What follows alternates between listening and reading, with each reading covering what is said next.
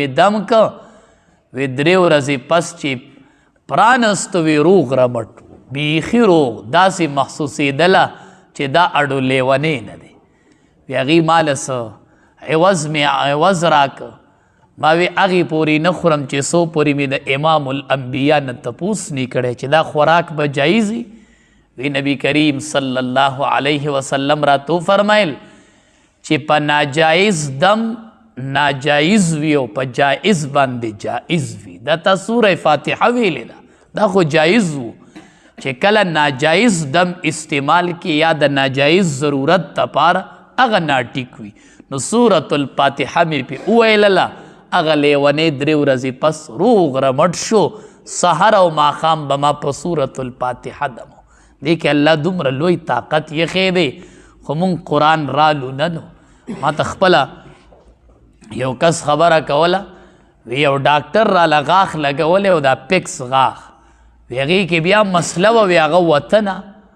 وی ډاکټر لیږیا هغې کس وی دی کې ما ته ټلیفون راغی.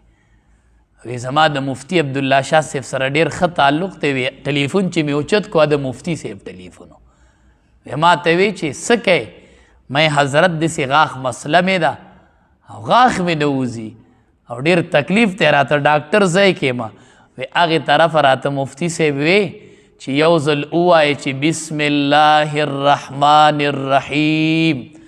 وی ما وی چې بسم الله الرحمن الرحیم چې وی څنګه مې دا وویل، وی چې ډاکټر ته ووایه چې اوس غاښ له ټک ورکړي. وی چې ډاکټر غاښ له ټک ورکړو، وی غاښ مې کته لاړ. دا د بسم الله برکت و. خو مونږ خبر نه یو چې دی قرآن کې الله څومره برکت ایښودی دی، څومره لوی طاقت دی په یو بسم الله کې. چې کله مونږ او تاسو ډوډۍ ته کینو که نه او ډوډۍ شروع کوو، ته وایي بچیه بسم الله ووایه. بچی وایي بسم الله الرحمن الرحیم، بیا نوړی داسې لاس کې نوړی ته. وی شیطان وایي چې زما د ډوډۍ د خوړو اراده وه، خو چې د بسم الله ووینو په ډوډۍ کې راله برخه ورکه کړله. په یو بسم الله سره په ډوډۍ کې د شیطان برخه ورکیږي چې کله مونږ بسم الله ووایو. کسانو ډوډۍ خوړله، نبی کریم صلی الله علیه وسلم ورته کتل، دې کې یو منځ کې بسم الله وویلله. نبی کریم صلی الله علیه وسلم په خندا شو. ولې خاندې د الله حبیبه؟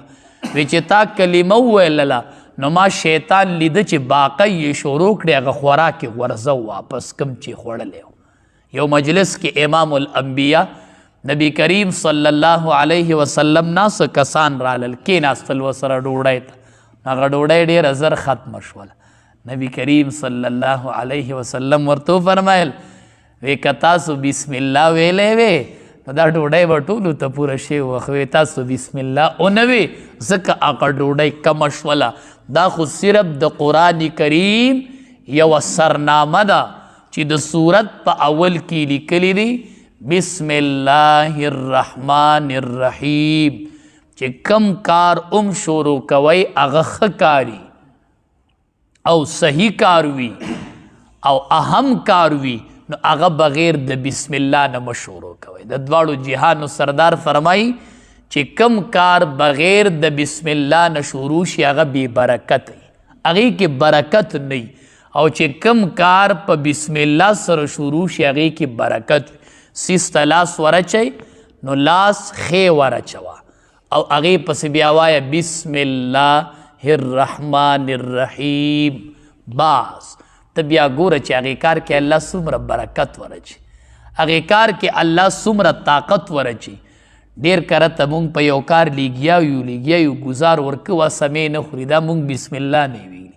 ته بسم الله ووایه، بیا په هغې کار ګزار وکړه چې ته د بسم الله طاقت ووینې. دې کې د الله نوم راغلی دی، د الله صفتونه راغلی دي. بسم الله الرحمن الرحیم، دې کې خو د الله نومونه دي او د الله په نوم سره شروع کیږي. دې کې ډېر خیرونه او برکتونه پراته. داسې د قرآن هر صورت، هر آیات، هر کلمه.